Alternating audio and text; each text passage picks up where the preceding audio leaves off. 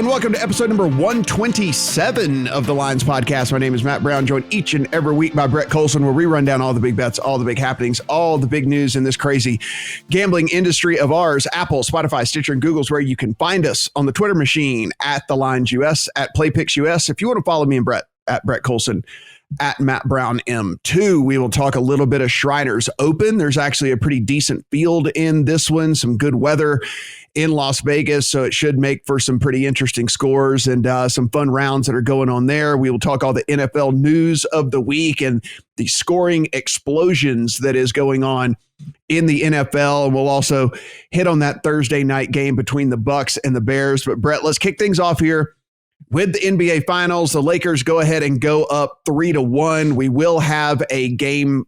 We will have a game 5 on Friday. And with that, they will be looking to close things out and go ahead and take this series down. When we take a look at those odds over on DraftKings, it is minus 10,000 if you would like to bet the Lakers on the series price right now. If you want to take the Heat, plus 2,200, so 22-1 on the Heat to come back from this 3-1 deficit here. And I wouldn't lay that for. I can't imagine. It would have to be over 50-1, I think, for me to lay that. Yeah, I just with some key players out. I mean, is Dragic going to play? There's just no way, dude. This thing that I read about that's going on in his foot is like a legitimate gigantic pain thing that takes time to heal and whatever. Like, he went out there and apparently the first time he tried to do any sort of lateral cut in warmups on Tuesday night was like, yeah, I'm done. Can't it's not gonna work for me. So I just don't see how Miami makes a series out of it. It sucks to see because we've seen this year after year, key injuries having a major impact on the winner of the NBA season. Even a team like Miami that has so much depth and balance can't overcome the loss of obviously Dragic, and Bam is hurt or hobbling, and you're facing the proven championship NBA top heavy build in the Lakers, who are healthy, so they're drawing that. 2.5 days for this line to mature or move or whatever. So if you want to get in early, it is sitting right now, Lakers -7. The total is at 216.5. So that is a big drop from where game 4 started at. Game 4 started at 219.5 and ended up at 218.5. There was a lot of under bet. That was actually my bet on that game, was the under. So I got home easily on that one. That felt good. The Heat actually did cover in game 4 on a 3-pointer with 1.1 seconds left. A completely pointless, completely useless 3-pointer, except for those people who bet on the Heat, and the Heat actually do get the cover. Swung a lot of money. Something happened when the game is over and all of a sudden your Twitter blows up. I wasn't watching the game, I was watching baseball, but the Twitter machine blows up. I'm like, oh God, what happened? What did Tyler Hero do? That 1.1 seconds. Man. That's huge. I'm with you. This series is over. I thought this series was over. I actually picked the Lakers in 6. It looks like it's going to be Lakers in 5. And LeBron's going to get another championship, likely get another MVP, and move on with, his legacy is just, in my opinion, the greatest player to ever play. But that's an argument that we don't need to have here on the podcast. But it's no debate. The guy just does it all, right? And he does it all at 6'9" and 265 pounds. It's pretty crazy. Major League Baseball playoffs is kind of tough for us to give you a full update on this because they are playing as we are recording this. As you guys know, with the way that they've done the bubble situation, they're playing throughout the day. So when we're recording this, there are actually games that are going on as we speak. We can give you at least a quick update as to how things are going out there as far as series prices and whatnot. Brett, I mean, we see right now, if you want to bet the Houston Astros over the A's, you can. The Astros are actually a 10-1 favorite in that series over the A's. If you want the Yankees over the Rays, -134. The Rays are at +108. This is as we're recording this. Again, there's a game today between the Yankees and Rays, so that is going to shift for sure. And then on Friday, and then we have another game between the Padres and Dodgers. The Dodgers came in as a massive favorite in that series as it was anyway. And now if you want the Dodgers in that series, -670 if you want the Dodgers. So really it comes down to how we look at this from how do we want to attack this moving forward? Did you bet into the series? Are you trying to play this more whenever we get pared down a little bit more? What's your baseball strategy? I think I have enough invested in futures where I'm okay just sitting back and seeing what happens. I still have some Padres equity, not very much left, but I have a little bit. After the Rays won game 2, I still have quite a bit of Rays equity as well. So yeah, I didn't place any series bets here. I'm probably just going to sit back. I love what the Rays are doing, so I'm feeling pretty good about where they are right now. Yeah, no, you have a lot of those. I actually took a fairly aggressive strategy on that one, and it paid off. I sat out betting it before game 1, not in hopes that they would lose game 1, but thinking that going up against Garrett Cole and and Snell was just more of a toss-up. So I waited, let the Rays lose game 1, and then I came in on them in the series price at plus 220. So I got a much, much, much more favorable number on the Rays in that series. And I still might lose it, but I feel good about that because past Cole, it is a monster drop-off for the Yankees from a pitching standpoint as to where the Rays can roll out 3 top-notch starters. And we saw that, they win game 2, and then they go with Morton in game 3. Yeah, and the Yankees, what they did with their pitching staff yesterday, I don't know what they were doing. They used up so many different guys yesterday that they could use as like either long relief or starters in games 3 or 4. I don't understand what they were doing. They only went 1 inning with the starter yesterday. I feel like he should have gone at least 2 or 3. So you've got to be feeling pretty good about that because I think the Yankees did a number on their staff in game 2. I still like your Rays position. That staff is just so incredibly good. And if they hit like they've been hitting, which wow, right? Where'd all this power come from the Rays? And looking really, really good with that. So I am with you there. They have the best reliever in baseball. The guy, Nick Anderson, is a freaking stud. So I feel really good about that guy. Yeah, like him a lot. I would not be surprised if this is Dodgers and Rays when it's all said and done, and then that will be interesting at that point because now you have in my opinion, the 2 best teams in baseball that will be going head to head, and so we'll certainly preview that one. That'll be super fun when we get going. Been a few weeks since we talked golf, Brett, but there's a tournament that actually has a bunch of big name players playing at the Shriners Hospital Open down here in Las Vegas. Of course, no fans out there and all of that. However, Bryson DeChambeau, Webb Simpson, Colin Morikawa, Cantlay, Matsuyama, Wolf, Scheffler, Harris English, Ricky Fowler, Paul Casey, Jason Day. So all these players, Oosthuizen is playing as well. Sergio Garcia coming off of a win this past week is playing. So lots of big names that are actually giving it a go out here in the desert. And, look, it's the course over there. I've actually played it a few different times. It is not going to play the same as when I played it because they are way, way better than me. I would sit here and try to tell you that it's a hard course. They'll probably tell you that it's an easy course, but, so we come in, DeChambeau, the big time favorite in this one, 8-1. Webb Simpson down at 11. Then a pretty big jump to everybody else. Morikawa 18, Cantlay 20, Matsuyama 20, Wolf 22, Scheffler 28, Harris English 30, and everybody else longer than that. I only have a couple of bets on this one, Brett. And I know you said you were going to dig in on this maybe a little bit later tonight. I kind of like some of these longer dudes, and I'm going to just see if they can keep it anywhere in the fairway. And if so, then I think they'll have a decent little shot kind of outside here of Bryson DeChambeau. Of course, he's a favorite at 8-1, and I get all that. But I'm actually going to take a flyer on Matt Wolf, 22-1, another one of the super long guys that has been in contention a lot, and Joaquin Niemann as well. I know you and I were playing him a lot last year, and he never really got through for us, but at 55-1, another guy that's long, another guy that can get hot and kind of get on a birdie streak or something like that. So just going to play a couple of those longer shot guys for outrights in this tournament, and maybe a head-to-head here and there, but I'm not going to get too crazy. I'm seeing Kevin Na won last year, so that this is obviously not a distance course, right? Like if Kevin Na is winning, then it's probably going to be a lot of fairways and greens type style of play. So I'm a little surprised that you went Wolf. You're right. I have not taken a dive into this quite yet. So what should I be looking for if I'm going to bet on this? Well, the reason I look at this, and again, I don't know how they're gonna set it up. Obviously, like a schmuck like me, I go and play like on the women's tees or whatever. So like, I'm not, I don't have any idea how it's going to play, but it is where I believe that you can attack it with these longer guys, and I think you can kind of do what Bryson was able to do, except it's not going to be near as penal for you. Is like, hey, if you miss the fairway, cool. As long as you are down there far enough, you'll still be able to play at these greens.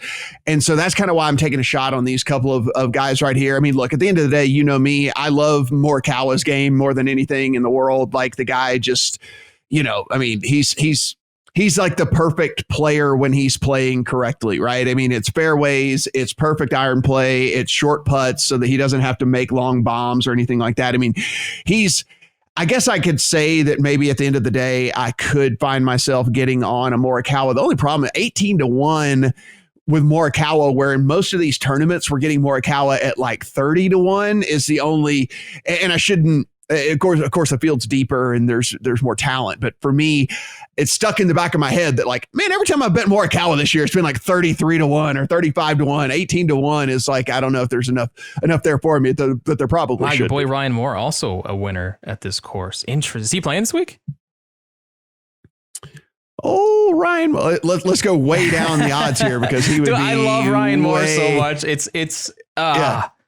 I've lost so much money on this guy. He'd be way down the list here. He's a Vegas guy. I don't see That'd be surprising him actually. Yeah, which is very strange. Twice here. Interesting. Maybe you'll have to get you on some Kevin Na then. Get you on some Kevin Na. If you do want whoever Spencer Levin is, or Matt Wilson, or Martin Trainer, or George Markham, you can get all those guys like 150-1 or better. So, I mean, Smiley's playing. Oh, my God. Smiley Kaufman's in the field, 150-1. If you could bet Smiley Kaufman to be dead last, you should bet that, actually. If you find any place for Smiley Kaufman to be dead last, that's the bet you should make. The guy finishes dead last in every tournament that he plays in. It's almost like his thing. Former LSU Tiger, I might add. Yeah, former LSU Tiger, I might add. So I can talk bad about him because he's a former LSU Tiger. It's okay. I don't feel bad about doing that. But should be a fun one. Again, a lot of guys that are in the kind of top 20, top 25, top 30 in the world that are playing in this one. So be sure and check that out this weekend if you can find the time. I know there's a bunch of sports going on, so we completely understand that. Let's do some NFL news here, Brett, of Washington football team moving away from Dwayne Haskins to Kyle Allen. This move, if you read some of the quotes coming out, just saying that, as you know, with Rivera being there, he was saying Kyle Allen knows his system better and knows that offense better. So it's time to kind of move on to Kyle Allen. I look at it this way. I think you and I both weren't necessarily thinking Dwayne Haskins was going to be terrible, but he has been terrible, and I'll put it can't be worse moving to Kyle Allen at this point. I was looking at PFF's QB replacement metric this morning. It's spread points above replacement. So like how they think the spread should move if the quarterback is replaced. And obviously there's some huge ones, Mahomes, Rodgers, Wilson, Jackson, but they do have Kyle Allen as the exact same value to the spread as Haskins. So I tend to agree, and I think Kyle Allen might actually be better because he does know this system better. So I'm not moving this really at all in my capping. I never thought Haskins was good. They rushed him into action too early and unnecessarily last year, and that can do damage to a player's psyche. So, I never thought Haskins would be good to begin with, but this move could be irreparable to his mental state as a quarterback going forward. So I feel bad for the guy, but I think this might be the beginning of the end of Dwayne Haskins. Yeah, it's unfortunate. Maybe he could always be one of those kind of like lifelong backup guys or something like that. But I don't see him really being a starter in the NFL. That line right now sits Rams favored 7.5 on the road at Washington. Bill O'Brien was removed of his duties as head coach and general manager of the Houston Texans. The reports coming out this morning right before we go on air, Brett, that he and JJ Watt had a big falling out, and that could have been a lot to do with everything. But let's be for real. What should have gotten this done was the horrible GM moves that he made. And, look, he took on that responsibility. So I don't feel sorry for him when people are saying like, well, he's a football coach, he's not a GM. Well, he took on the responsibility and he wanted to do that. And he made some of the worst moves that we've seen in recent memory in the NFL. And, I don't think I would have picked him to be the first fired. I probably would have picked Adam Gase, but Adam Gase still has a job somehow. But Bill O'Brien would have been really close to the top of the list of guys to get for kicked. sure. And I don't quite know what to make of this and how to adjust the Texans moving forward. This isn't the usual firing where a coach is coming off like multiple losing seasons in a row and never sniffed the playoffs. The Texans are coming off 2 division titles in 3 years. They won a playoff game last year. They were dominating the Chiefs during the playoffs last year before they got Mahomes. There were positive things happening with this franchise, but yeah, you could see it all start to fall apart in the offseason with the Hopkins trade and now the 0-4 start. And a lot of their key draft assets have been traded away thanks to Bill O'Brien. So yeah, it was time to make a move. The question is, how does this team react? I saw the same report as you did about JJ Watt. If there's any truth to that, I think the Texans should be a team to buy back on this week. Maybe, I don't know if hope is the word, but just some camaraderie. Get the cancer out of the locker room and play football again. And it does sound like there was a lot of tension with Bill O'Brien at the helm. Yeah, it does not sound to us like that he really had control of that locker room any longer and of that team any longer. So we'll follow that. I mean, they are 6-point favorites at home against the Jaguars, who have come back down to earth and basically are the bad team that we thought that they were going to be to start the year. This Texas team did have a brutal schedule to start the season, but really just never shown any signs of life in any of those games, which is what was ultimately the end of Bill O'Brien. And Brett, I was talking to you a little bit about this off air, where I was just saying, I went back and watched some of these games here and like trying to figure out what's going on with this Texas team. The biggest thing though that jumps out to me, and of course, guys, we do our full preview on Fridays, so be sure and subscribe to the pod so you get the full breakdown. But this offensive line is still a train wreck there. It has been a train wreck for 3 years now. You still have Deshaun Watson running for his life all the time back there. And when you lose a guy like DeAndre Hopkins, who at least understood what was going on and knew how to break off a route and knew how to go find space in a defense and knew how to improvise and all of that, and now you're trying to get Will Fuller to be that guy, or Brandon Cooks to be that guy, or Randall Cobb to be that guy, who were lifelong 2s and 3s at every place that they've ever been. It's like square peg, round hole situation there for the Texans. And so I don't know, man, like I like them this week to win at the Jags, but I'm like 6 points. I'm like, shit, I don't know, man. He's like shit. I don't know. That's a lot of points. Yeah, the wide receivers are a concern. We talked about it before week 1. Like, they have all this speed bringing in, like they're still going to be fine. But man, that Vikings game, like you said, I mean, Deshaun was running all over the field and just would run out of bounds because apparently nobody was open. Yeah. How are these guys not getting open? I mean, look, Will Fuller is not a receiver. That's a go guy. He's not a route runner. Yeah. So he is what he is. But like Randall Cobb and Stills and Cooks, these guys can't get open. That's a problem. So yeah, I don't know what to do with the Texans, and I feel like an idiot. Like, I feel like we always talk about trying to get the best number on a team possible. Yeah. I feel like I got the worst number possible on the Texans last week. I was so heavy on the Texans before they got rid of Bill O'Brien. Like, that's just like the worst possible number you can get. But we'll see. We'll see if they're a better team this week. Yeah, it was that was one of my losses last week as well in the contest, unfortunately. Sam Darnold injured. Joe Flacco going to start for the Jets. I don't think this changes my view of this Jets team at all. I assume it does not you either, but it's worth us giving this to our listeners out there as to what we think, whether this moves our thoughts on this team at all, how they go about looking at this Jets team. But frankly, man, no playmakers. Defense is a sieve. Let a rookie come in there and just shred them. A guy, undrafted rookie, come in and just shred them. Look, and we don't even know what Joe Flacco has left in the tank, right? I mean, like, this is a guy coming off of a major surgery as well. So, I mean, we don't even know if this guy can even play football anymore. They are 7-point home dogs against the Arizona Cardinals, who have looked like crap the last 2 weeks as well. If that tells you anything what the market thinks of the Jets. Yeah, and I'm looking at PFF's QB replacement. They actually have Flacco rated ahead of Darnold, so that's kind of. I'm not sure I agree with that, but I mean, Flacco is probably not going to make the same level of errors that Darnold is going to make. So maybe they. Right. I mean, I don't know. This team is such a nightmare. It does not, to me, change my view on this team one bit, especially not knowing what Flacco is anymore, right? Like, maybe give me a game, and if he comes out there and he looks like at least a semblance of what he was 5 years ago, then, maybe I do a tiny bit upgrade the Jets just a little bit. But this will probably be the first game that I scratch off the list this week is that with a full touchdown and the unknown of Flacco and everything like that.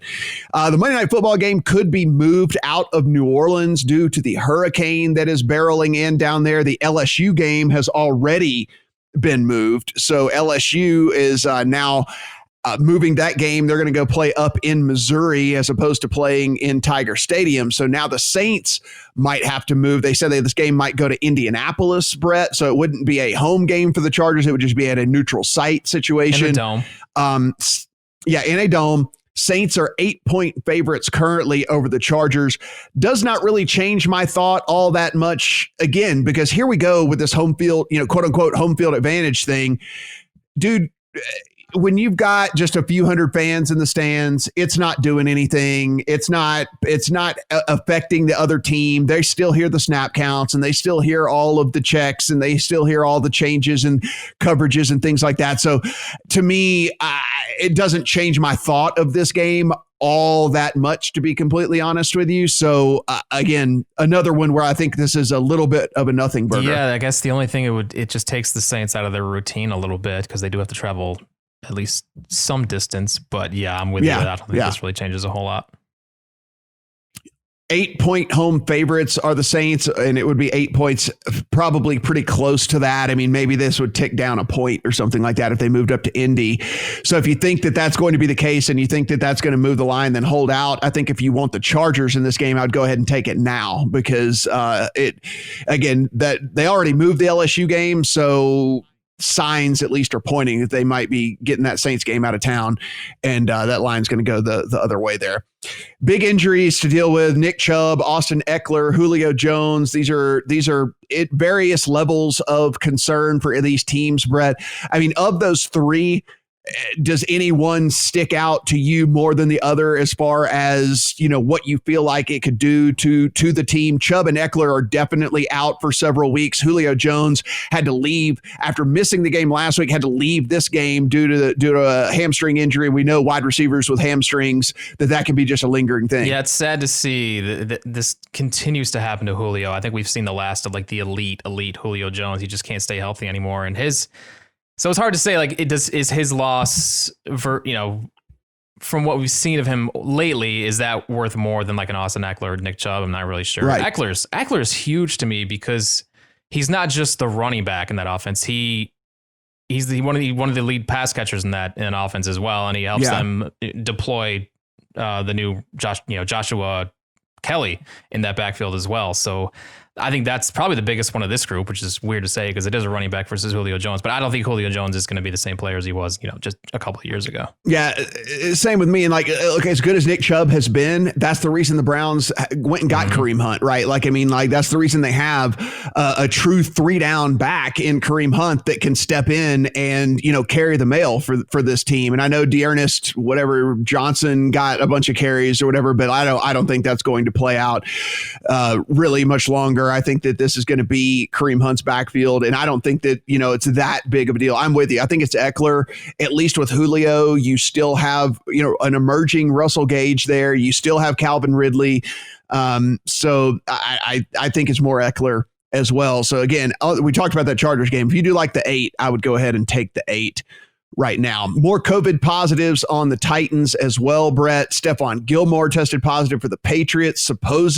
There's at least rumors that there's positive on the Raiders as well. And this is being reflected as we go over to DraftKings Sportsbook. Now, you can still bet on the Chiefs and Raiders game, but they have now pulled the total. They have now pulled the money line. You can only take the Chiefs at 13 right now if you wanted to do that. And so they are a little bit skeptical that something might come down from this. And so, yeah, just more COVID tests here. And this could really, for the Titans, this could really start to screw things up for them, because now they've already juggled the schedule once to try and make it work. It's not going to work again if another game has to what do get they do with postponed. this? Because apparently I'm seeing reports that some of the Titans players broke protocol.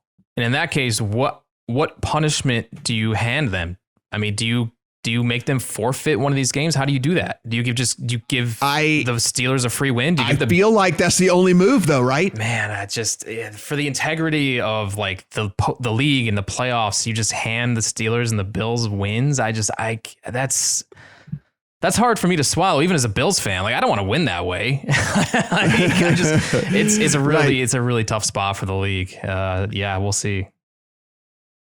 Yeah, and if you go and you take a look right now, that game off the board. So, again, this is everybody anticipating that something is going to happen from this, some way, shape, or form. So off the board there as well. Stephon Gilmore for the Pats testing positive, also fairly interesting, because that game went on Monday night, even after Cam Newton tested positive. So we have that in the fold as well. So things are getting dicey for the NFL, and things are going to start to really test how far they're going to take this and what plans they actually had in place. You have to think, Brett, when this happened, not if this happened. They had to have gone in and said, this is going to happen at some point. This is how we're going to handle this.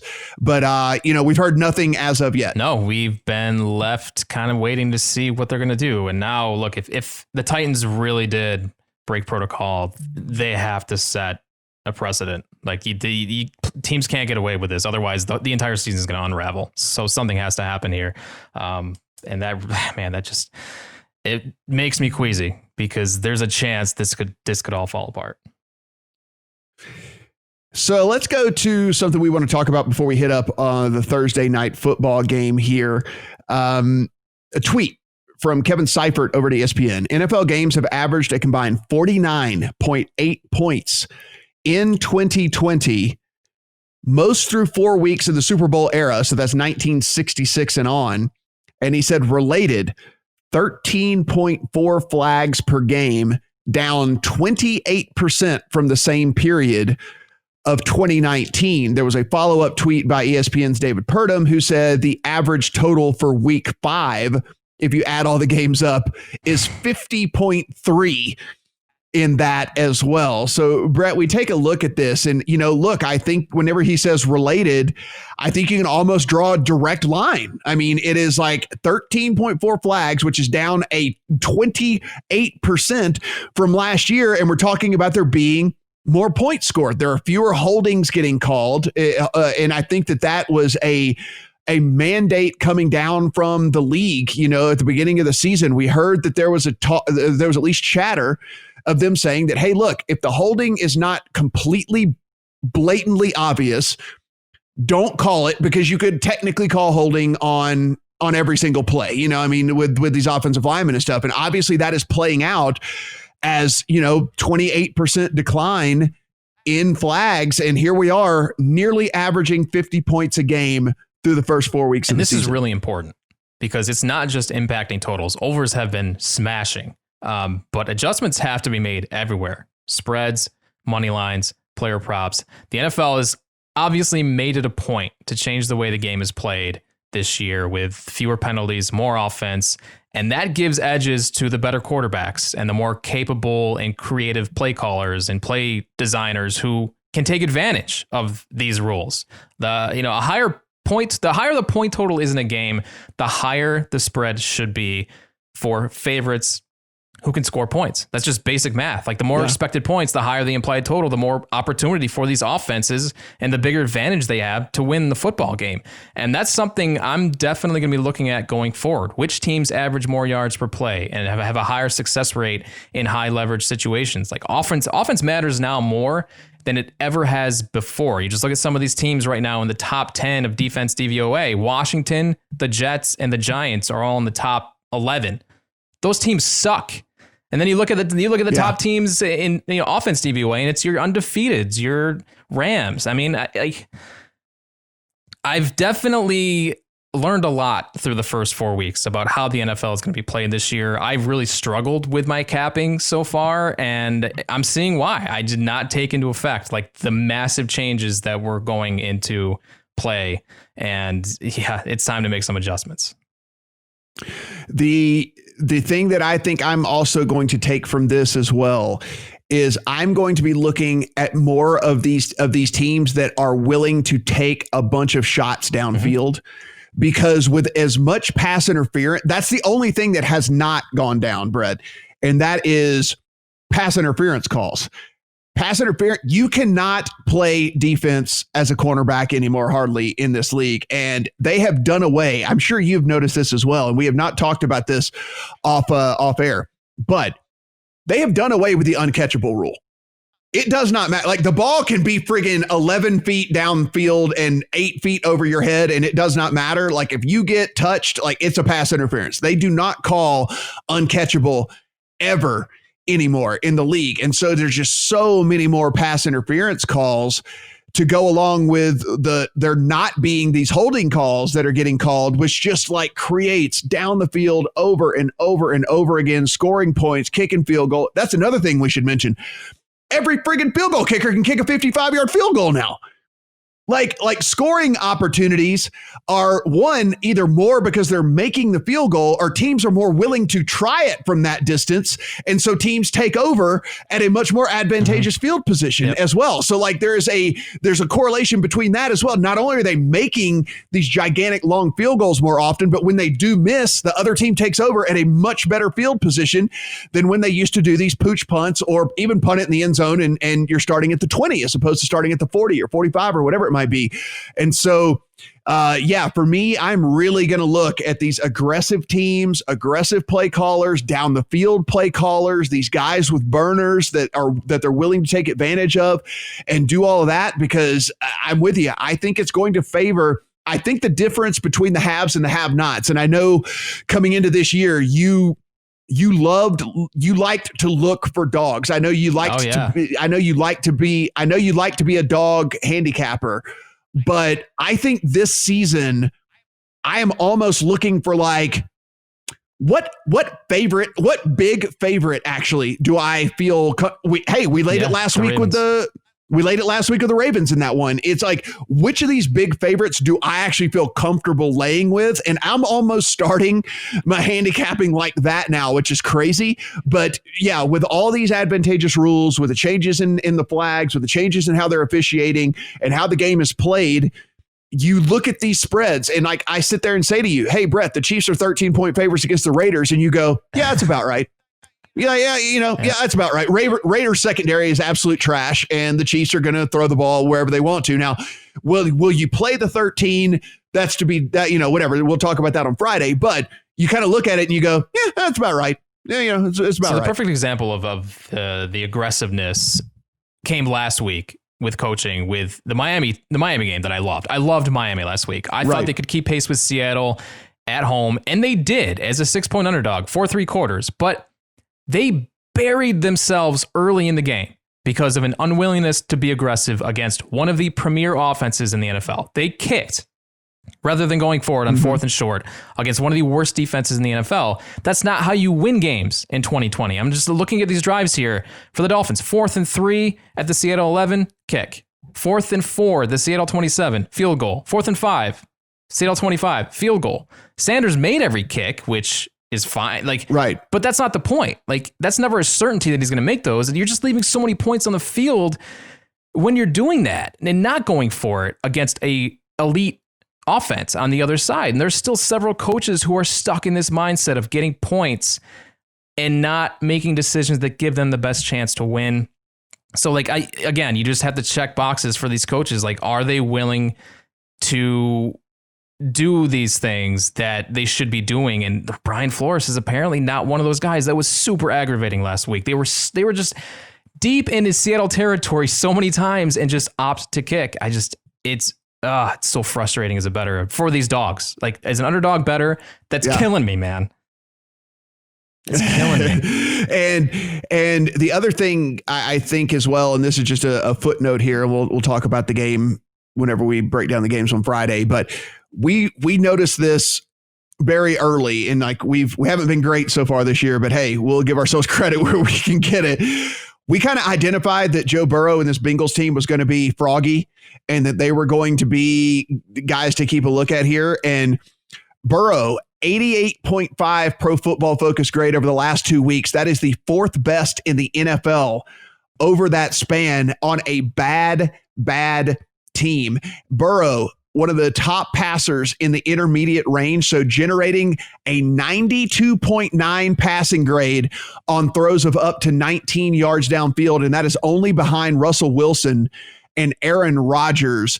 And so Pro Football Focus says, like, hey, look, we're only 4 weeks into his NFL career, so like we're not going to speak in hyperbole here, but he is already producing at a top 10 quarterback level for this Cincinnati team. And so just something for us to keep an eye on as this season starts to progress, where if they can get any kind of help for him on the offensive line, if they start to gel a little bit, if the defense starts playing, which actually has not been terrible, their defense, to be honest with you, it's been, it's not good, but it's not terrible either, right? It's kind of middle of the pack. It's 15th overall, actually, according to Pro Football Focus.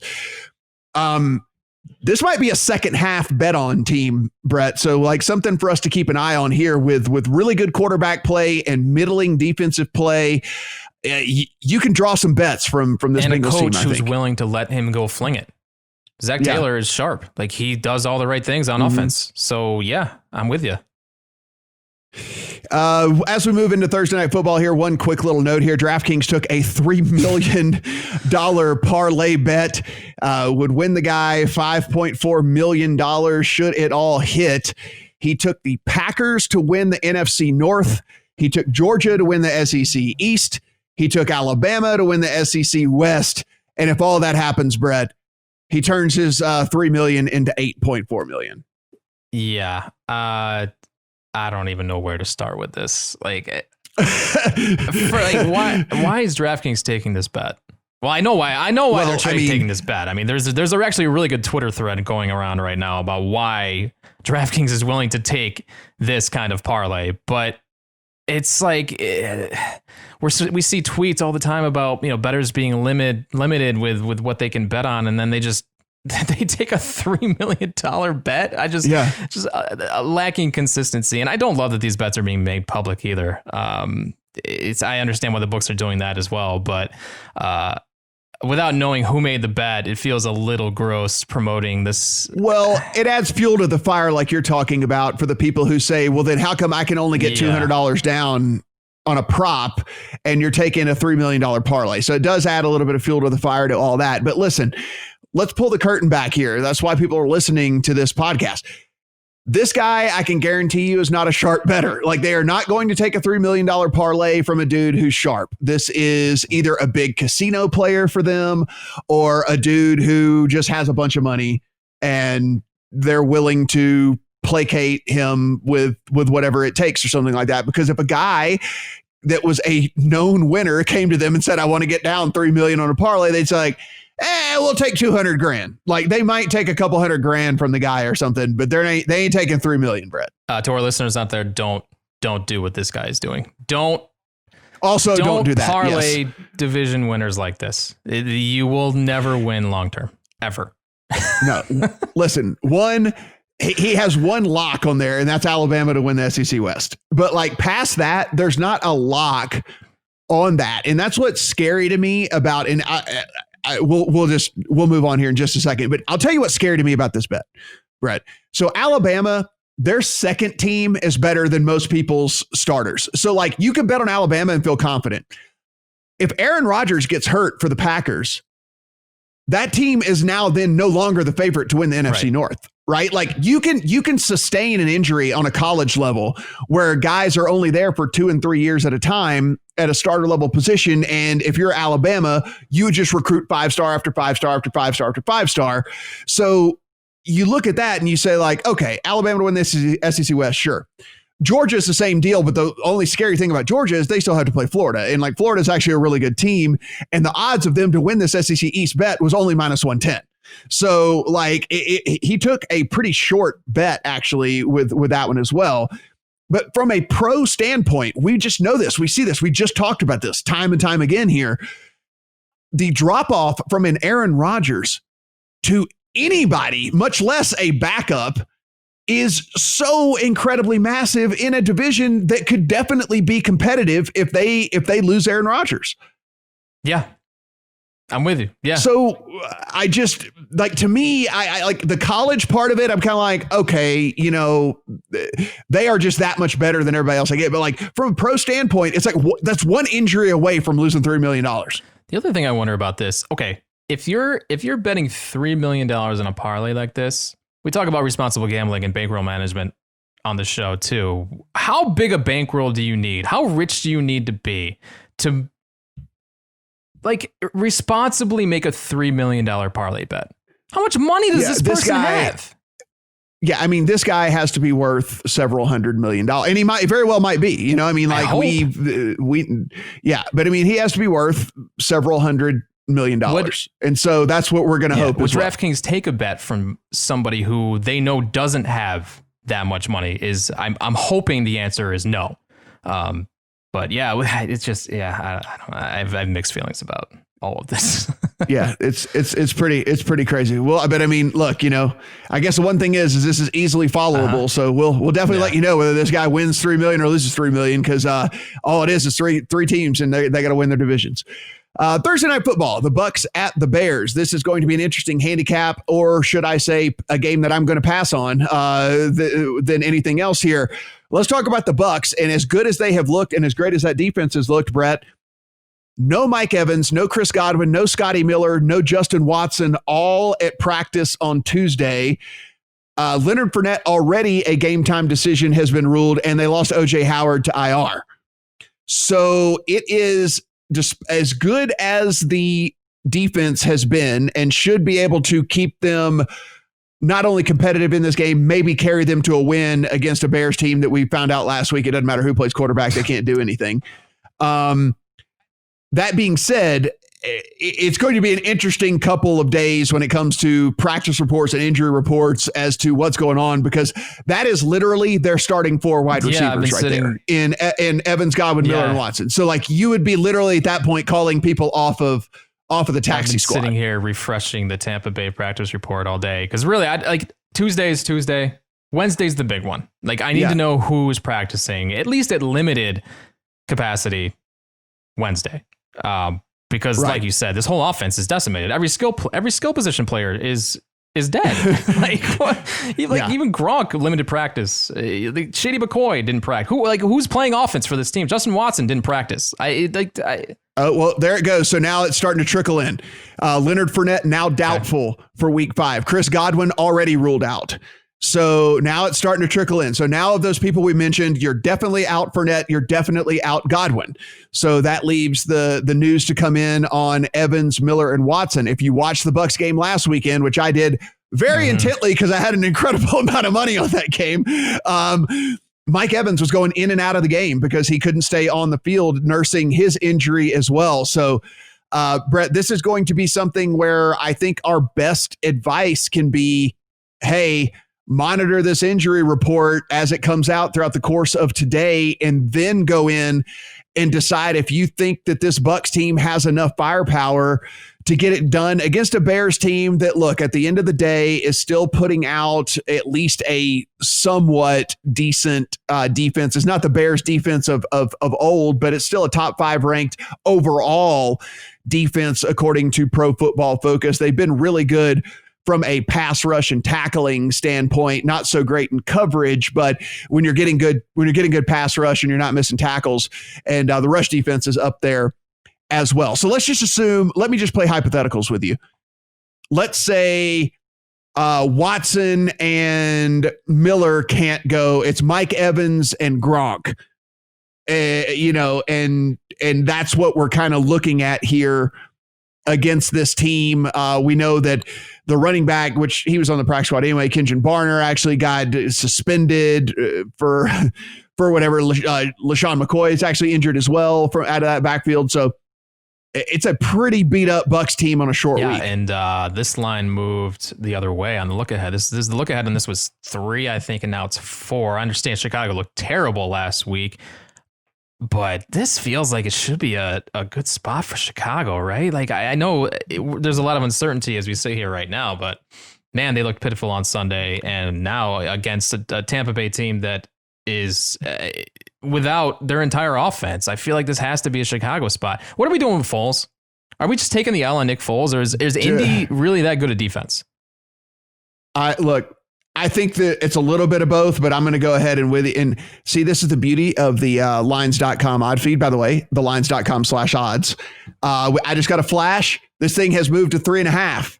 So wow. Bears money coming in as we speak here as we record this. So no longer a 4 on the Bears, is now a 3.5 on the Bears. So people thinking, I think, along the same way. I actually probably just got this injury report that you and I are talking about right now, and the money is changing things.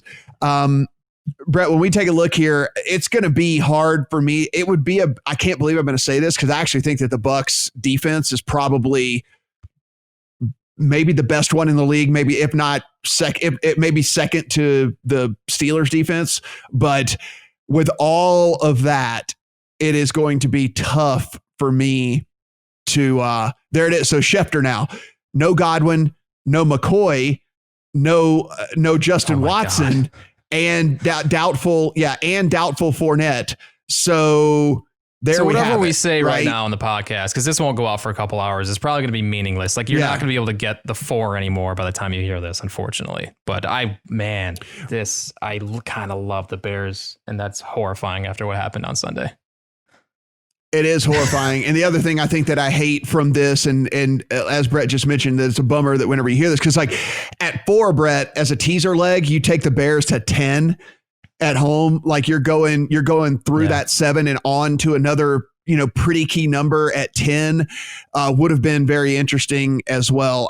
We'll have a breakdown of this. I'll do my best to walk you guys through this in a videos form once I get the full report. That'll be up on the site, so be sure and check back tomorrow for that. But line is on the move, total on the move as well, down to 44, thinking that this might be just a defensive struggle of a game with everything that's going on. And as we sit right now, I got to kind of agree that that's probably where I would be leaning as well. Yeah, we haven't seen many of those games, but this has to be one of those games, right? I mean, this fits the low scoring contest that we've seen over the past several years. This isn't one of those spots that we just talked about where you've got like an explosive offense that is just going to pile on points. I don't see that from either of these teams. As I just mentioned, guys, be sure and check out the lines. A lot of new tools over there, a lot of new toys over there. As I mentioned, the odds feed. So just go in thelines.com/odds. You're going to be able to check out all the different comparisons of DraftKings, FanDuel, PointsBet, BetMGM, Play Sugar House if you're in Jersey. And of course, you can just click on whatever state you're in and you will get state specific lines and books that you can also take advantage of our offers that we have over there. Again, you're not going to find better offers on the internet. Free money, free bets, risk-free bets, deposit matches, bet matches, all kinds of different things like that. So depending on the book, they have an offer for you. So be sure and take advantage of that. And while this line is probably going to consolidate somewhere closer to 3, typically you'll find some discrepancies in lines and things like that. And so you want to have multiple accounts so you can be sure and take advantage of those things. Brett, looks like we have some work to do over the next couple of days. Some very big spreads out there. So lots of injury news, lots of quarterback changes, coaching decisions, coaching changes, all that. So Friday's podcast with Brad will certainly be interesting, and I'm actually very much looking forward to it. Yeah, and some big adjustments. Like I said, like this is the week where I really started to realize that I've been going about this the wrong way.